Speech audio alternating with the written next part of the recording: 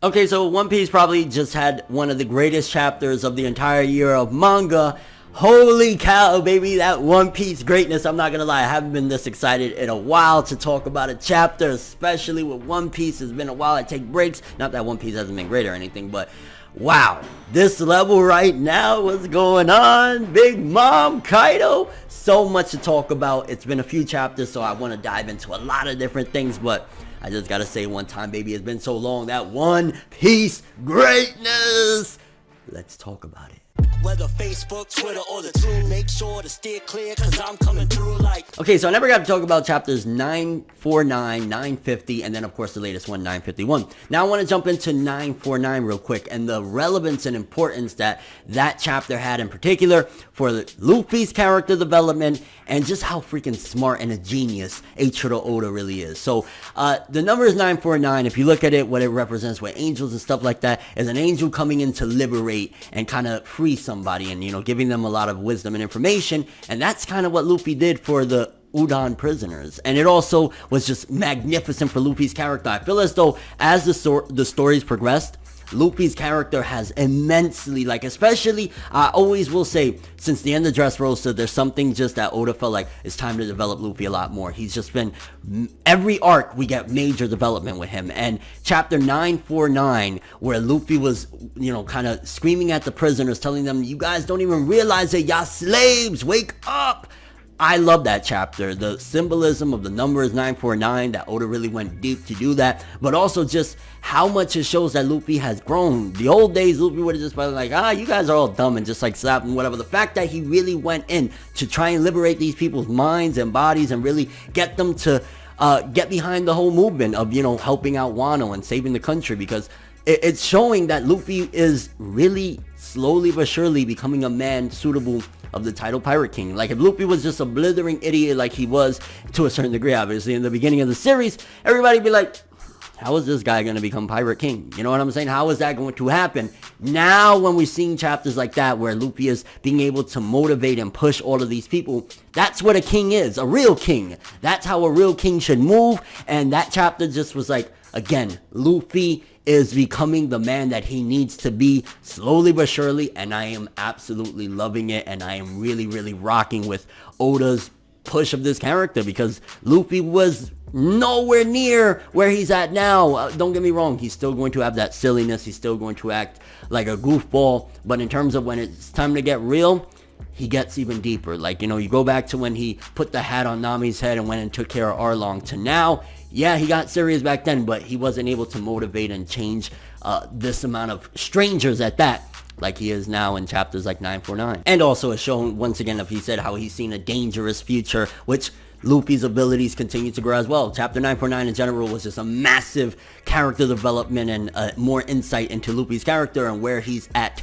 right now, and I appreciated the crap out of that chapter. It wasn't the greatest chapter in the world, but it was great for Luffy's character, and if you're a big fan of this series and you want to see these characters slowly but surely grow, chapters like that are very pivotal. Then we had chapter 950, where, oh man, it shows a lot. Like, Wano, it's going to go on for a while, and we have so many intricacies of this arc, and the characters and the world that Oda set up with how Wano is just so messed up. I mean, like, you know, going to the latest chapter, the Wanted posters, like, Wano is just a really destitute, bad place right now, and thankfully, again, of course, you know, as we go, hopefully Luffy can liberate these people, because it's not like a lot of the other arcs in the past. If you think about it, going to like Dressrosa, how they were kind of living comfortably, like it was a lie, but they were living comfortably. Like, Wano is just straight up and down, this is a horrible place, everyone's starving, it's just bad. You know what I'm saying? There's no lie to dress things up other than, hey, let's throw a distraction. Like, hey, Tonoyasu just died, but we're gonna throw a festival anyway. Like, what? But chapter 950 kicks off with Kid refusing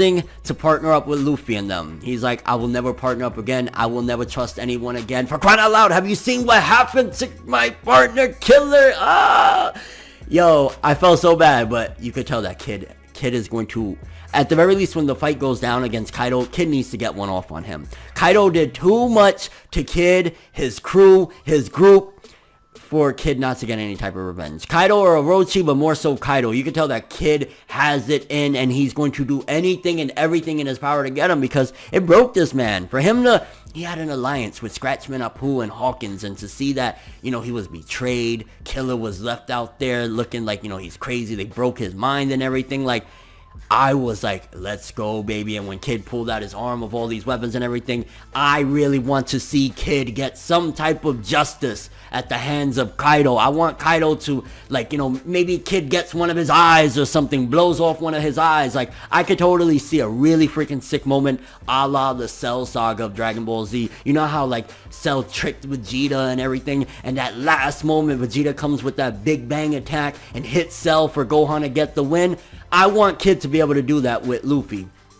Obviously, he said, I'm never going to team up. I don't buy that. I think he just needs to see, like, some type of justice for his mind to get clear again. He's not going to completely, like, yeah, I'm going to be a part of the plan. But when the time counts, mark my words, when the time counts and when the events call for it, Kid is going to have at least one great shot off on Kaido, and I can't freaking wait to see it, because he deserves it, man. Look at Killer, look at his partner, look, the people that betrayed him. I'm hype. We also got in that chapter as well, though, Luffy, you know, because he faked the funk and got poisoned by those bullets, which you got to think back to Magellan. That's probably also why Luffy didn't just immediately croak right there, because Luffy should be a little bit more impervious to poison. So the bullets, whatever, even though he was dying there and Chopper's quickly trying to make a serum or whatever, Luffy should be somewhat resistant or immune at the very least in some fashion or another to poison. Magellan really put him through the works, and didn't he lose like 10 years of his life or half his life, some crazy shit like that? So I was kind of like a little bit confused on that aspect of why Luffy is just completely, but at the very least, I think the reason why Luffy didn't just drop dead and why he was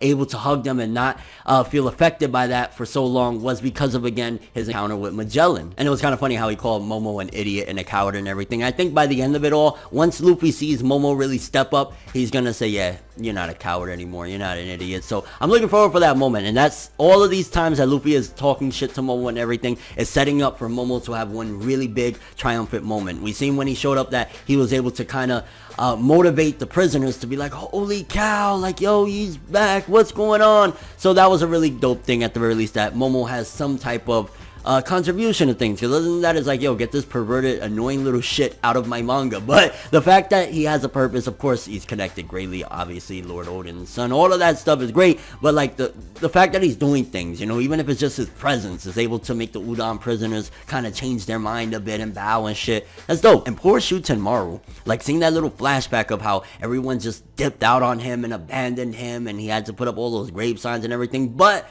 it also shows, again, what Wano and what the disappearance of Odin and all them really did to these people's minds. The fact that they just said, we can't do it no more. And Shutenmaru, it shows how much of a soldier and a real loyal one he is. Like, if he was to backstab them, I kind of would understand it, just because they keep on referencing 20 years. Why 20 years, 20 years? But the fact that he stood around and was so loyal to the whole cause all this time, I'd be shocked. You know what I'm saying? I don't think that that would ever happen, of course. And I know you're probably thinking, why are you even saying it then? But just imagine if all of his people gave up on him. You never know. Shutenmaru might be like, you know what? I waited 20 years. Orochi, get him. And that's a crazy theory, by the way. We also got in that chapter, and I'm talking about obviously 950, Zoro continuing that he wants to get his swords back and he wants to avenge Tonoyasu. So a couple little instances with him in that chapter, nothing grand or anything. But it was the end of 950 that was a mind blower that I'm sure every freaking fan was like, yo, when Law is there strapped up, and you got Hawkins ready to interrogate and torture this man and put him through the ringer. When I saw that ending, I was like, what the what is going on? Because, I mean, at the end of the day, let's be honest, Law has no chance at all when it comes to these people. He's going to need to be rescued, similar to, like, that Ace situation. I don't know, man. I'm starting to wonder if Law is going to die. Like, if Law is going to die, it's going to be in Wano. I don't see him dying anything. Anything after Wano, then it's like, man, really drag this man's life on, because it just seems like at some point he's going to die. But because Luffy wasn't able to save his brother Ace, maybe Oda doesn't want to go that route again, have like a rescue arc, and then they can't rescue him in the end and he dies anyway. Or Oda might repeat it, but once again add more character development to Luffy. And I ain't gonna lie, I don't know, every time I just see Drake and Hawkins and all these legends together, it's like, we've come a long way, my friends. And, you know, Law ain't gonna break. At the end of the day, Law, he's ready to die for the cause. And then that transitions over into chapter 951, which it really just shows that, like, Orochi, even though he doesn't seem to be the strongest, but he is, he seems like in a normal story,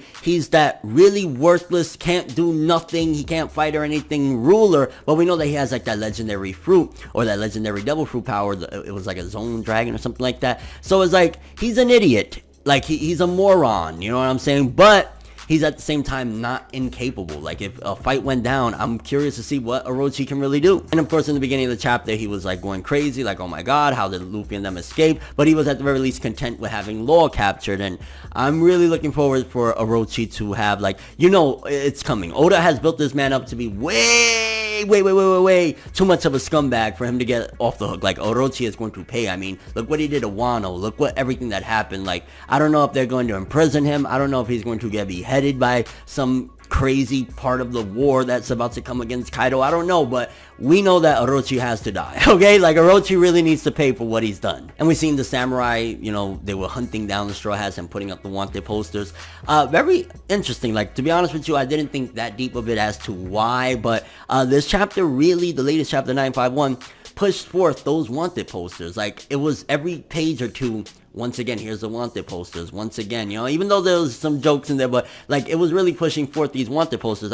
From what I got out of it, just looking at it from a bare observation, is it shows just again how destroyed Wano is, how they lack everything, that they can't even get regular wanted posters. They got these like shitty drawings. Now, obviously, it's not like the Marines where they have full photographs or whatever, but it just looked terrible. Like, it looked like it was some little kid came and drew some terrible things, like to the point where Usopp and Robin could just make like little shitty faces and not be recognized. Like, Wano is just like, oh my god, a dump. And I feel so bad because it's like, it's all because of one tyrant that linked up with another monster, you know, Orochi and Kaido, and did this to these people. I don't know if it's just me, and I don't really like to talk about politics on this channel, but the prisoners that are staying locked in there due to Orochi's mistake, very Trumpish. And again, that's not even, I can't even joke about none of that stuff because it's disgusting. But yeah, I don't know if Oda's poking shots at the whole thing with Donald Trump keeping these kids in cages. And again, let's not jump into political stuff because people are gonna, oh my god, well, they're already gonna do it. I said what I said,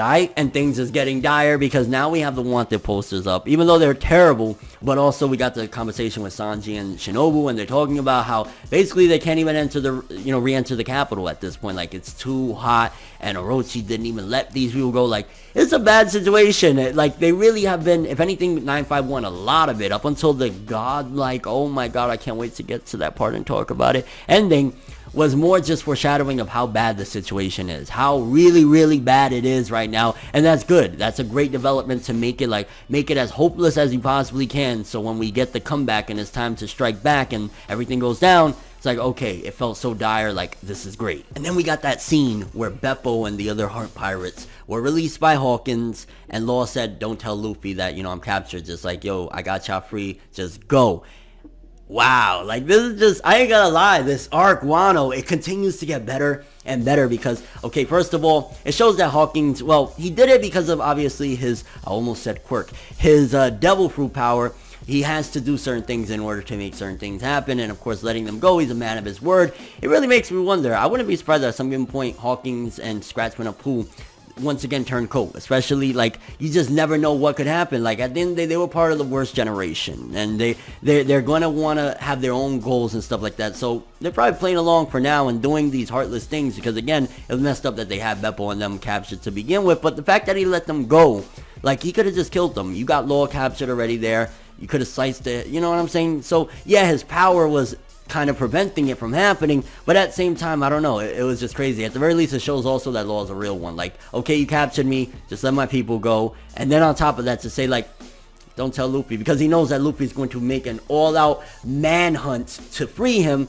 Just don't even tell the man, just let me do my thing. And I was like, yeah, once they told that, was it Nami? They linked up with Nami or something. We're going to have a rescue Law mission at some given point in Wano. And Wano is getting bigger and bigger as we keep on progressing, because it's like, Now we got Law captured. There's so many things going on right now. It's like, I don't know what to even, where do I start? And then we also got that little bit with Shutenmaru that he gathered up all these ships for the massive raid and all of that. Like, they're building an army. Like, even though, like, majority of the shit ain't gonna really help. And I don't know, was that Big Mom ship that they had there? I'm not sure, because didn't they wash that shit off? So, yeah. But I was just kind of like, this is going to be huge. Again, just a lot of setup in this chapter. And then the ending of the chapter. Oh my god. I got some discussions coming after this one, too. I gotta talk about a lot of this stuff. But the ending.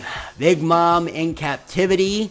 They're chowing down. Queen was, I ain't gonna lie, Queen knew what was up. Queen was like, I want to take the W and run. Because they were like, yo, why you brought her here? He's like, well, what else could I do, bro? Was I going to try to take... Like, you know, he did all of that, dropped onto her, and all he did was kind of just put her to sleep for a little bit. Like, all of that. And Big Mom ain't die or nothing. Like, she's like, a little concussion, and she's right back up, stuffing her fat face. And then something interesting, because, like, it shows that there's a lot of...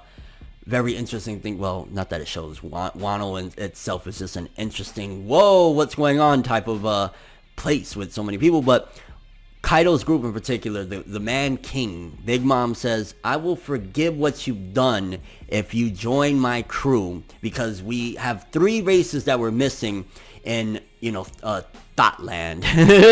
Where, I know it's Thoughtland, but we're gonna call it Thoughtland because Big Mom is the biggest thought in One Piece. Okay, the woman has like, what, 100 children? She is a thought, and that's why she called it Thoughtland. Oda knows what's up. But anyway, she said there's 3 races missing. One of them we thought was completely extinct, and I'm imagining that's demons. So King is potentially a demon or a devil or whatever, and that's why Big Mom is seeking after him. Obviously he turned her down or whatever, but I'm wondering, like, is this her son with Kaido? Like, what is Kaido to begin with? So there's so many questions that I'm having right now. Who is King? Does Big Mom and Kaido have a son? Because I'm assuming that they had a love romance at some given point when they were in their previous crew. Also notice that they continue to bring up Big Mom and Kaido's previous crew.